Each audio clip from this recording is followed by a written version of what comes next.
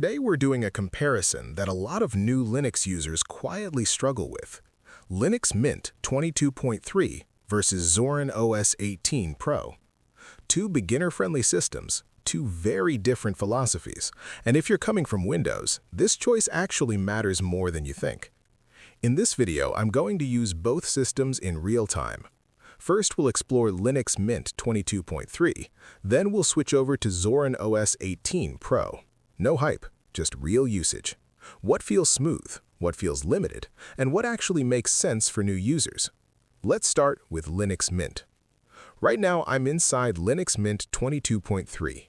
This is the Cinnamon edition, which is their flagship desktop. The first thing you notice is familiarity. The layout is simple. Start menu on the left, system tray on the right, panel at the bottom.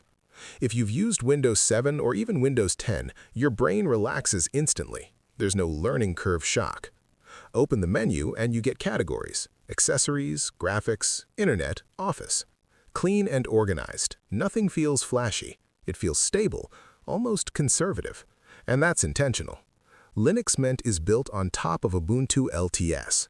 That means long-term support, stable packages, and fewer surprises. For new users, stability is not boring. Stability is peace of mind.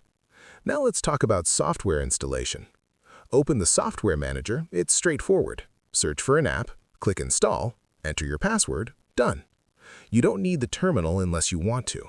Mint also supports Flatpak out of the box, which means you can install newer versions of apps easily. Performance is another strong point. On modest hardware, Mint runs smoothly. RAM usage at idle is reasonable. Animations are subtle. Nothing feels heavy. Customization is here, but it's not overwhelming. You can change themes, icons, panel position, applets. Enough to make it yours without drowning you in options. Now, let's be honest. Linux Mint looks traditional. Some people call it dated. It doesn't try to look futuristic. It focuses on getting out of your way. For many new users, that's a good thing. But if you want something visually modern right out of the box, Mint doesn't try to impress you with eye candy. All right, now let's move to Zorin OS 18 Pro.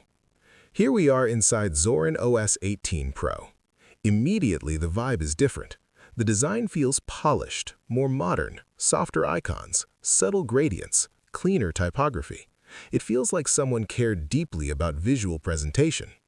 Zorin is also built on Ubuntu LTS, just like Mint, so under the hood, stability is similar, but the experience layer is different. Open the menu, you'll notice it resembles Windows 11 or even Mac OS, depending on the layout you choose. And that's one of Zorin Pro's biggest selling points: layout switching. Inside Zorin Appearance, you can change the entire desktop layout with one click. Want a Windows 11 style taskbar? Done. Want something like Mac OS with a dock? Done. Want classic Windows? Also done. For new users, especially those migrating from Windows or Mac, this is powerful. It reduces friction. The system adapts to you instead of forcing you to adapt to it. Now let's talk about software. The software store here is clean and modern. Zorin Pro also includes some extra pre-installed apps and Pro-exclusive layouts. But here's the honest part.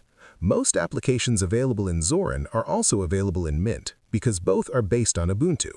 So you're not choosing between different software ecosystems, you're choosing between different experiences. Performance-wise, Zorin feels slightly heavier than Mint on low-end hardware. Not dramatically, but the visual polish does come at a small cost. On modern machines, you probably won't notice. Another thing new users care about is Windows app compatibility. Zorin integrates Wine in a more user-friendly way. When you try to open certain Windows installers, it guides you more clearly. Mint can do the same things, but you may need to install tools manually. So Zorin tries to smooth that path for beginners. Now let's talk about the Pro part. Zorin OS Pro is paid. You pay once and you get additional layouts, some extra apps, and you support development.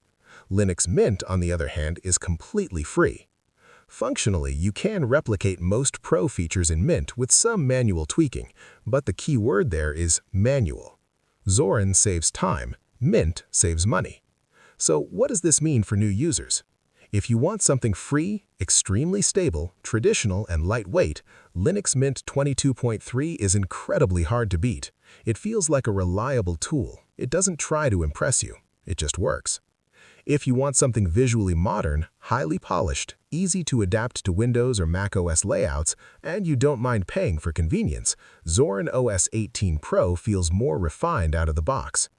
Underneath, they share the same Linux DNA, same Ubuntu base, same access to software repositories, same long-term support philosophy. The real difference is design philosophy.